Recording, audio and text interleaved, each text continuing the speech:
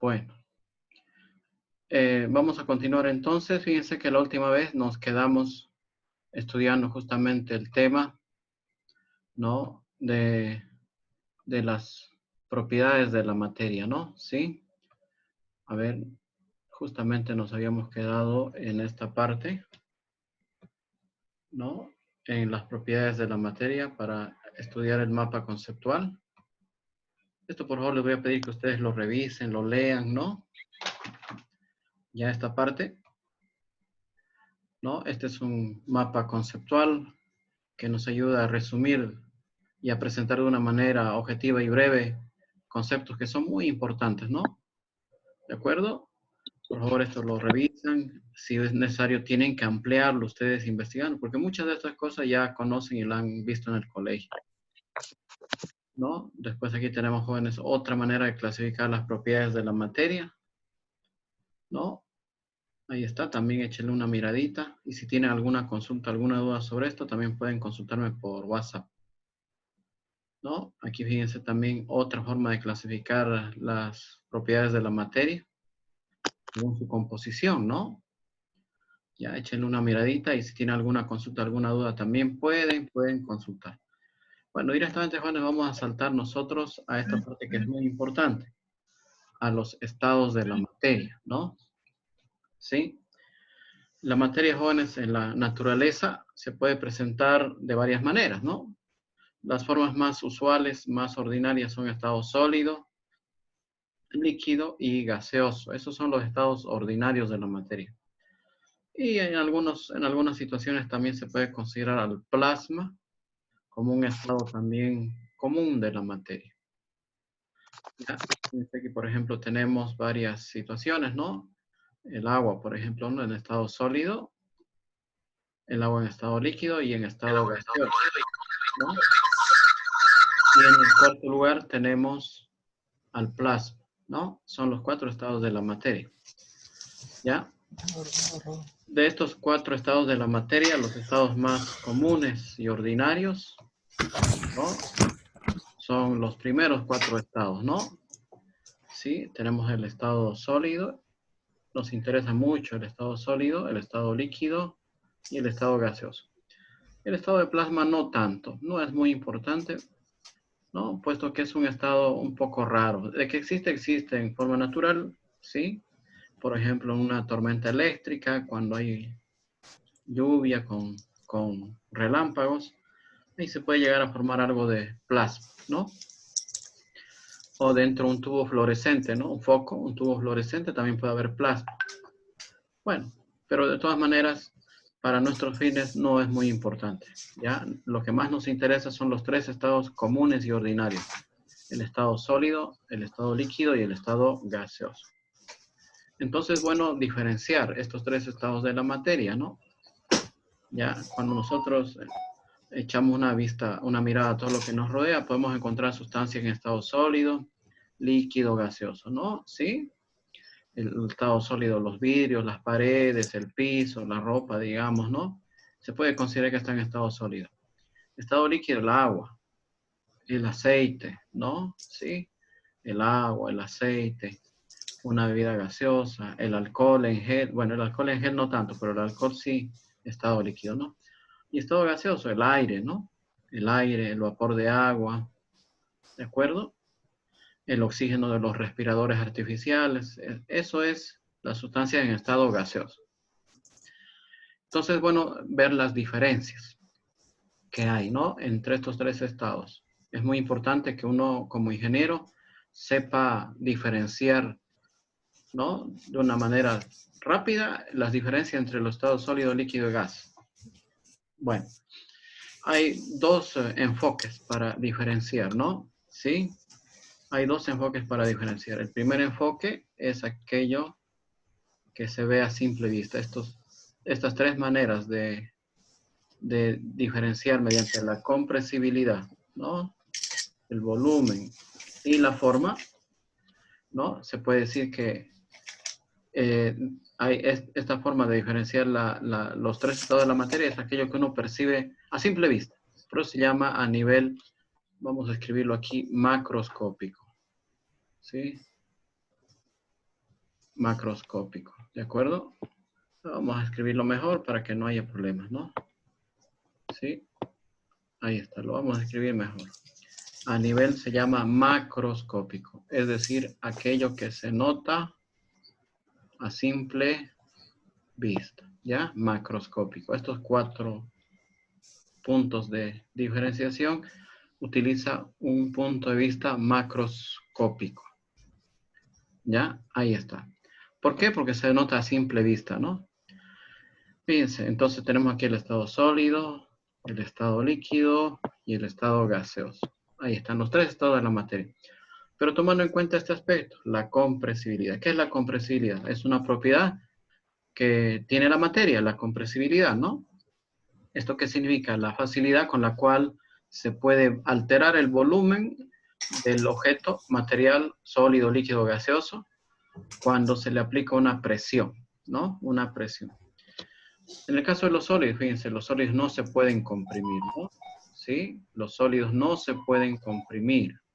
Viendo este aspecto aquí, no se pueden comprimir, ¿no? Yo en una botella, por ejemplo, si fuese una botella de soda, no puedo meter, si fuese de 2 litros, ¿no?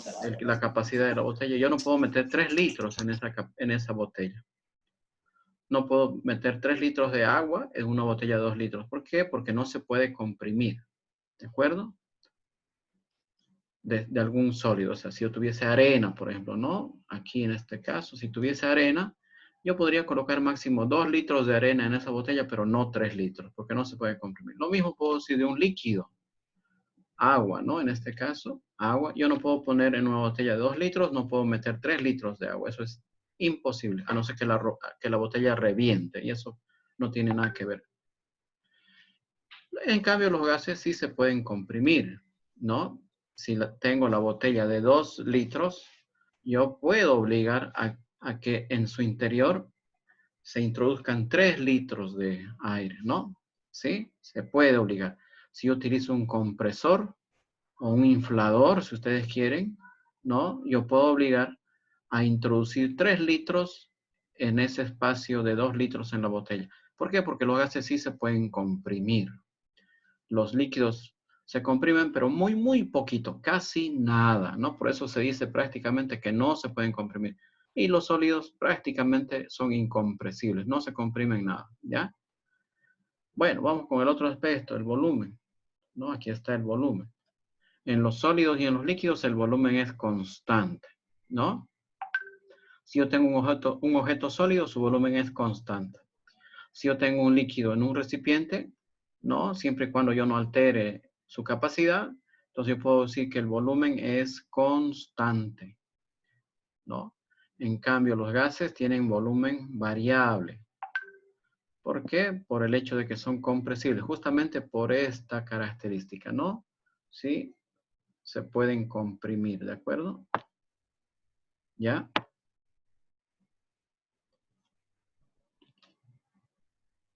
Bueno, ya, ahí está. La forma es el siguiente aspecto, ¿no? La forma. En los sólidos la forma es constante. ¿Sí o no? Un objeto sólido tiene una forma definida y constante. Esa forma puede ser regular o irregular, no importa. En los líquidos la forma es variable. ¿Por qué? Porque depende del recipiente que lo contiene, ¿no? ¿Sí? Entonces es una función del recipiente, ¿no? Es una función del recipiente, ¿de acuerdo? Depende del recipiente que lo contiene. En cambio, en los gases el volumen es también variable. Es discutible hablar del volumen de un gas, ¿no? Es discutible hablar del volumen de un gas. Porque, por ejemplo, si es un sistema cerrado, el volumen, o la forma de ese gas va a depender del recipiente también que está conteniendo esa masa de aire, ¿no? Por ejemplo, la forma del aire en un balón es esférico, obviamente, ¿no? Porque es un sistema cerrado. Pero la forma del aire en su habitación o donde estén en este momento, ¿qué forma tiene?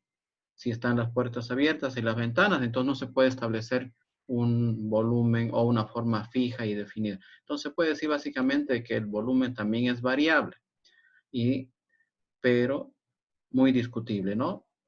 En cambio, en los líquidos todavía se puede decir que el volumen depende de la forma del recipiente que lo contiene, ¿ya?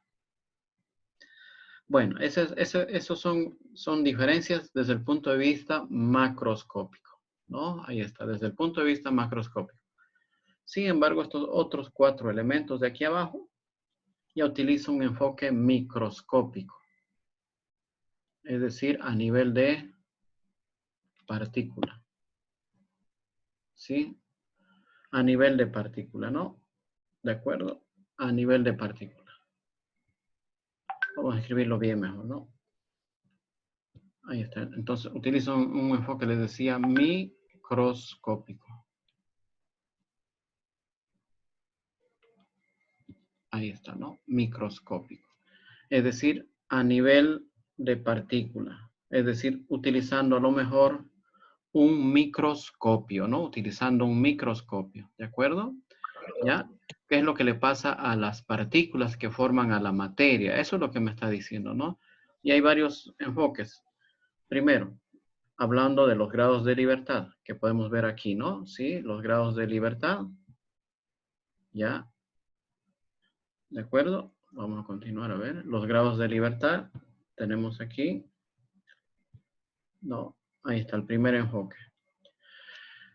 ¿Qué significa cuando hablamos de grados de libertad? Significa los tipos de movimiento que pueden tener las partículas en la materia. Cuando hablamos de partículas, estamos hablando de sus átomos o moléculas, ¿no? Eso lo vamos a ampliar más adelante, el concepto de átomo y de molécula, ¿no? Entonces, ¿qué tipo de movimiento tienen sus partículas? Las partículas, tengan en cuenta, jóvenes, que nunca están quietas, ¿no? Sus átomos o moléculas de cualquier objeto sólido, líquido, gaseoso, siempre están en continuo movimiento, ¿no? Nunca están estáticos, siempre se están moviendo.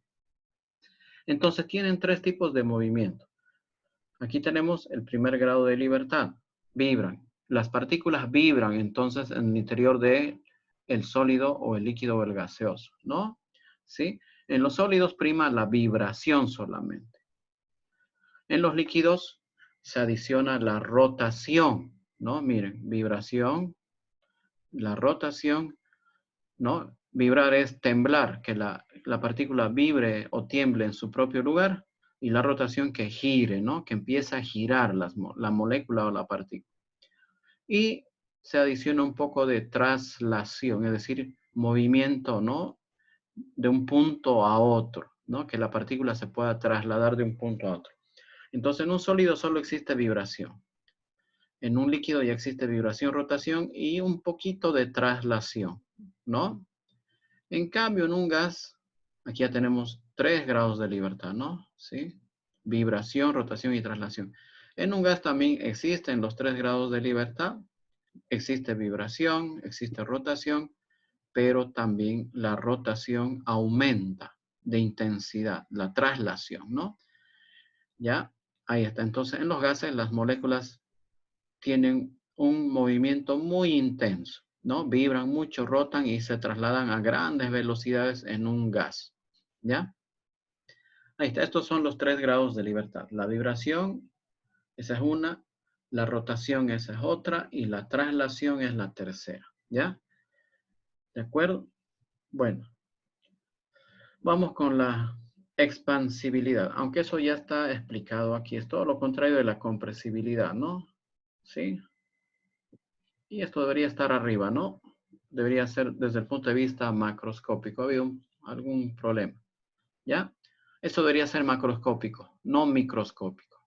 ¿Ya? Esto es micro, ¿no? Y el otro es macro. ¿Ya? Ahí está. Entonces, es todo lo contrario a la compresibilidad. ¿Ya? A ver, vamos a dejarlo eso un ratito. Lo que sí es microscópico es la fuerza que existe entre partículas. Esto sí es, ¿no? ¿Ya? ¿Qué fuerzas? Las fuerzas de atracción o de repulsión, ¿no? Que existen entre las moléculas o los átomos, ¿ya? En los sólidos, las fuerzas entre las partículas son muy fuertes. Generalmente son fuerzas de atracción. Por eso es que un sólido se comporta como tal, ¿no? Y tiene esas propiedades de dureza, maleabilidad, ductibilidad. ¿Por qué? Porque las fuerzas entre las partículas que conforman el sólido son muy fuertes, ¿no? Estas fuerzas son generalmente de naturaleza eléctrica, ¿no? De naturaleza eléctrica y mediante enlaces también, ¿no? ¿De acuerdo? En los líquidos, esas fuerzas no son tan fuertes como en los sólidos, o sea, va disminuyendo. Pero todavía se puede decir que las fuerzas son muy grandes. En cambio, en los gases, las fuerzas entre las partículas son muy pequeñas, muy pequeñitas. ¿Pero por qué? Porque están muy separadas, ¿no? Las partículas en los gases están muy separadas. Por eso es que las fuerzas entre las partículas son muy pequeñas. En cambio, en un sólido o en un líquido, las partículas están muy cerca unas de otras, ¿no? Están muy cerca unas de otras. Por eso es que las fuerzas de interacción entre las partículas es, en el caso de los sólidos, muy fuerte y en el caso de los líquidos, fuerte. ¿Por qué? Por la distancia pequeña entre partículas, ¿no? En cambio, en los gases es muy alta la distancia, por lo tanto, la fuerza disminuye. Vamos con el ordenamiento de las partículas ahora, con esta cuarta parte, ¿no? En los sólidos las partículas están muy ordenadas, ¿no? Y en posiciones fijas y cercanas, ¿no? Ese ordenamiento puede tener un orden geométrico perfecto. En el caso, por ejemplo, del diamante, ¿no? El diamante mantiene a las partículas de carbono bien ordenadas geométricamente y forman los cristales de diamante, ¿no? Ahí está, el orden es muy alto en un diamante, el orden de los átomos de carbono. En los líquidos jóvenes ya el desorden comienza. Dice que es bastante desordenada, pero las moléculas están cercanas, ¿no? Ya empieza el desorden por acá, ¿no? Pero todavía la distancia entre las partículas es pequeña.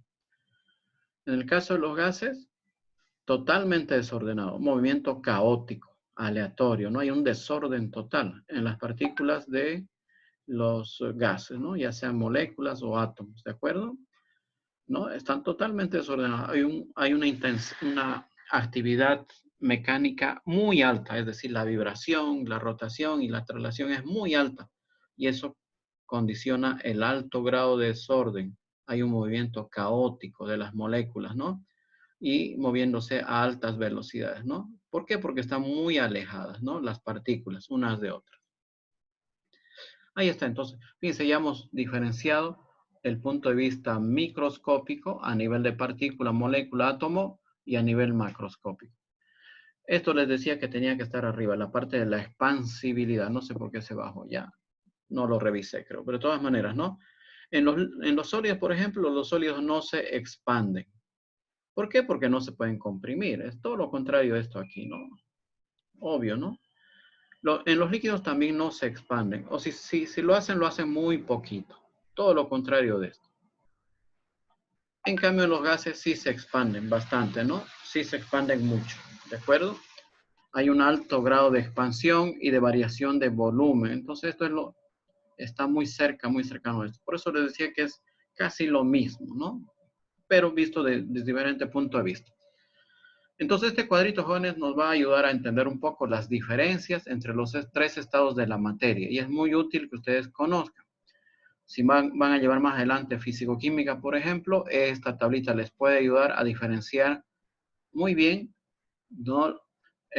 Aquellos detalles que existen entre los sólidos, líquidos y gases. Desde dos puntos de vista, vuelvo a insistir, microscópico significa a nivel de átomo o de molécula. Y microscópico, aquello que se puede ver a simple vista, ¿no? Aquí faltaba macroscópico, ¿no? Ya no importa. Ya, ahí está, señores. Bueno, vamos a continuar entonces.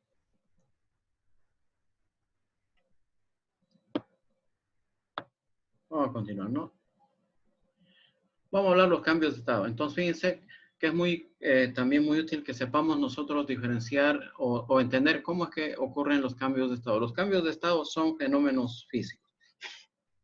Son fenómenos físicos, ¿no? Los cambios de estado. ¿De acuerdo? Ahí está. Tenemos tres estados de agregación típicos. El estado sólido que les decía, el estado líquido y el estado gaseoso. Ahí está. Los tres estados de la materia, ¿no?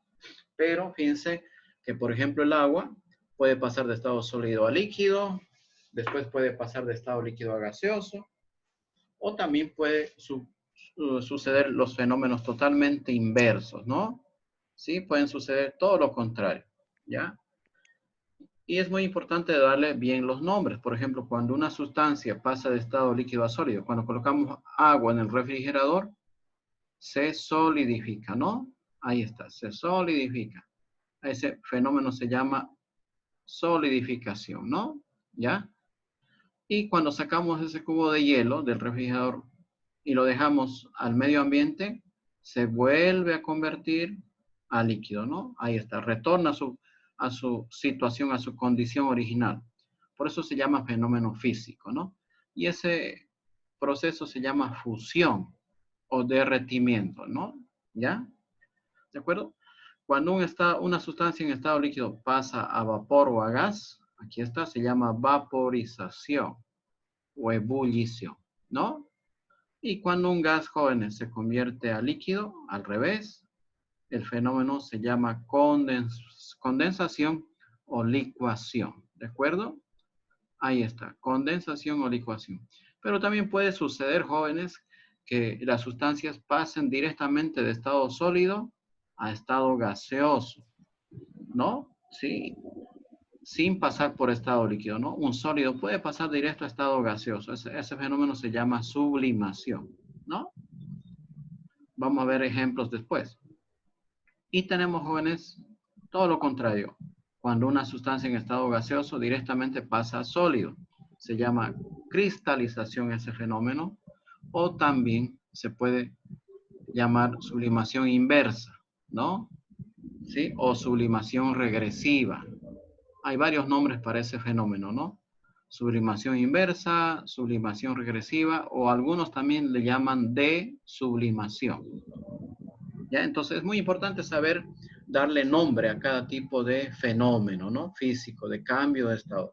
Tienen que entender muy bien qué es solidificación, qué es vaporización, qué es sublimación, qué es fusión, cosas así. Es muy importante que ustedes sepan ya hablar el lenguaje de los ingenieros, ¿ya? Bueno, vamos a continuar entonces. Bueno, el diagrama de fases, jóvenes, es un diagrama que nos va a permitir, ¿no? Visualizar los tres estados de la materia, ya, los tres estados de la materia. Hablamos del estado sólido, líquido y gaseoso en un eje de coordenadas matemático, ¿no? En un eje de coordenadas, en donde en el eje Y tengo la presión absoluta y en el eje X tengo la temperatura, que puede ser también absoluta o relativa. Entonces ahí está, ese es un eje de coordenadas X versus Y. Ahí está, un eje de coordenadas X y Y. ¿De acuerdo? Ahí está. Es decir, un eje de coordenadas presión versus temperatura. Aquí está eso, ¿sí? Aquí está, joven. Este diagrama de fases es para el agua, como ejemplo, ¿sí? Como ejemplo tenemos el agua, ¿ya? ¿De acuerdo? Es para el agua, este diagrama. ¿Ya? Listo. Entonces, este diagrama de fases ya es para una sustancia que se expande al solidificarse. El agua, cuando pasa de estado líquido a estado sólido, aumenta su volumen, se expande, ¿no?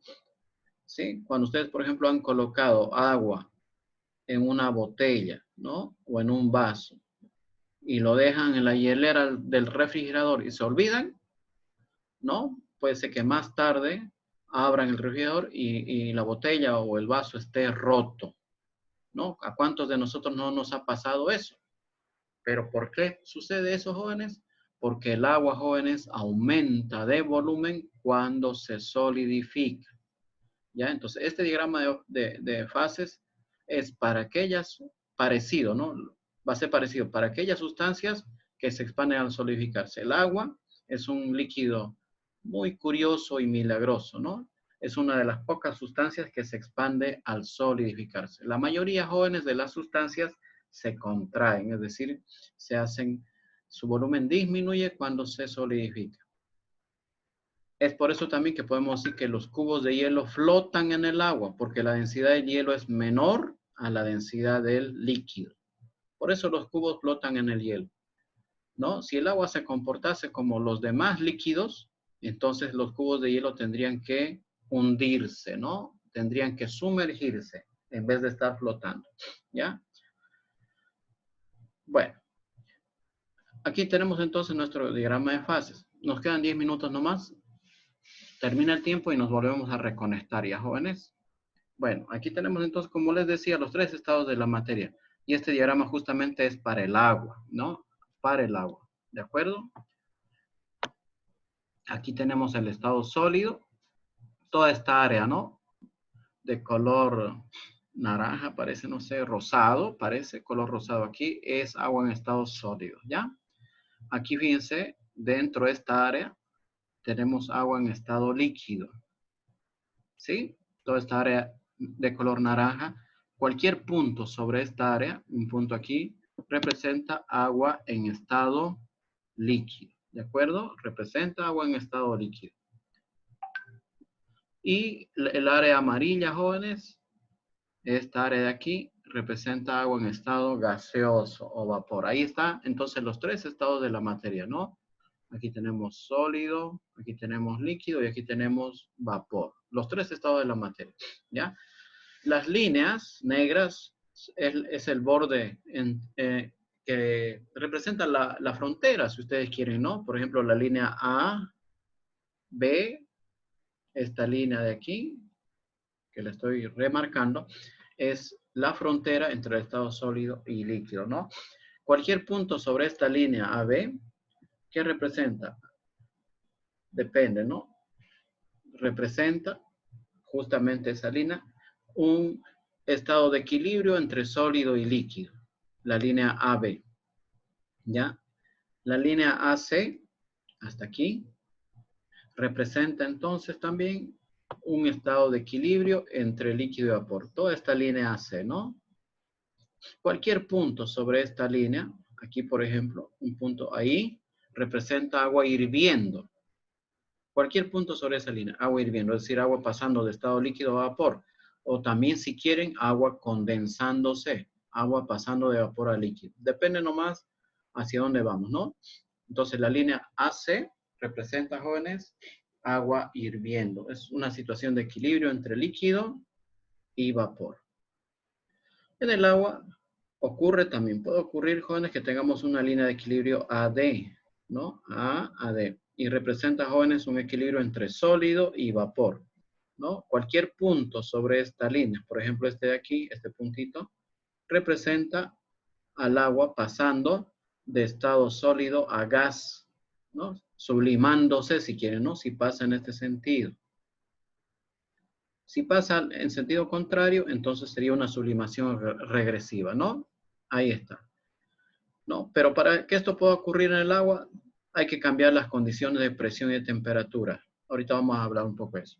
En el caso del estado sólido, si nosotros nos movemos en este sentido, ¿no? Pasando la frontera aquí, entonces, ¿qué tendríamos que hacer? Que el agua se funda, pase de líquido, de sólido a líquido, ¿no? Y si pasamos al revés, proceso inverso sería solidificación, ¿no? Pasando la frontera. Sería solidificación de líquido a sólido. En el caso de líquido vapor, pasamos en este sentido, de izquierda a derecha sería ebullición, agua hirviendo. Y en sentido contrario significaría condensación, ¿no? Agua pasando de vapor a líquido. ¿De acuerdo? Entonces, igual aquí, vuelvo a repetir, sublimación en este sentido y sublimación regresiva o desublimación en el sentido contrario. Este es el diagrama de fases para el agua, ¿de acuerdo? ¿Ya? Miren que tenemos dos puntos característicos, el punto A, este punto de aquí, y el punto C. Ya son dos puntos típicos característicos, son dos propiedades del agua. El punto A se llama punto triple, este punto de aquí, ¿sí? ¿De acuerdo? Se llama punto triple.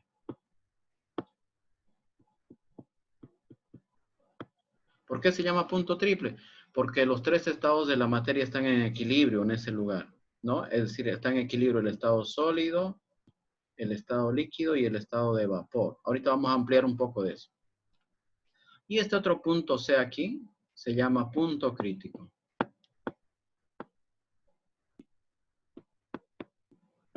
¿Ya? Punto crítico. Esa es la máxima condición de presión y temperatura. Fíjense, presión aquí está, 218 atmósferas para el agua y temperatura 374 grados centígrados para el agua. Este punto crítico entonces tiene un valor de presión y un valor de temperatura. Y el punto triple también, ¿no? El punto triple tiene un valor, ¿no? Tiene un valor, jóvenes. Aquí está la presión triple, 0,0603 atmósferas, muy bajita la presión, ¿no? Y también tiene una temperatura triple, que es 0,01 grados centígrados. Ahí está. Entonces, todas las sustancias simples y puras, ¿no?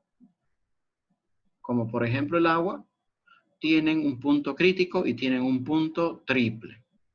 ¿Qué era el punto crítico? Era la máxima condición de presión y temperatura en la cual podían existir líquido y vapor en equilibrio, ¿no? ¿Y qué era el punto triple? Como su nombre lo indica, es un punto en donde los tres estados de la materia coexisten en el equilibrio, el estado sólido, el estado líquido y el estado de vapor. Todos ellos están en el equilibrio, ¿no? ¿Ya? Vamos a ampliar un poco más sobre esto. A ver, voy a borrar esto. De todas maneras, la clase está grabando. Voy a borrar todas las anotaciones que hice y vamos a volver a rellamar esta diapositiva, ¿ya?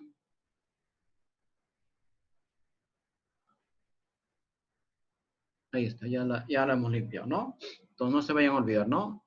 El punto C se llama punto crítico. Aquí está, este punto aquí, punto crítico. Y el punto A, punto triple. Pero fíjense, que cuando yo trazo una línea horizontal, ¿no? Sobre el diagrama, una línea horizontal, a esta línea se le llama línea isobárica. ¿Por qué? Porque la presión es constante. ¿Ya? Isóbara o isobárica. Y cuando yo trazo una línea vertical, la temperatura es constante. O sea, tengo una temperatura isotérmica, ¿no? Una isotérmica en este diagrama. Y aquí estamos trazando una línea horizontal, fíjense, aquí. Lo estoy remarcando, ¿no? El pulso lo van a disculpar, no hay... Ahí está, esta es mi línea horizontal, ¿no? Ahí está, justo a una atmósfera de presión, ¿ya? Justo a una atmósfera de presión, ¿de acuerdo? ¿Ya? Entonces, cuando la presión es de una atmósfera, fíjense que esa línea isobárica corta en dos puntos al diagrama de fases. Lo corta aquí y lo corta aquí, ¿ya? Ahí está. En este lugar, ¿no? En este primer lugar, aquí, ¿no? Fíjense que esta línea está cortando la línea de equilibrio sólido-líquido. Entonces, ¿qué representa este punto? Este punto representa el punto de fusión, ¿de acuerdo? Ese punto representa el punto de fusión, ¿ya? Representa el punto de fusión del agua, ¿ya? Representa el punto de fusión del agua. ¿De acuerdo?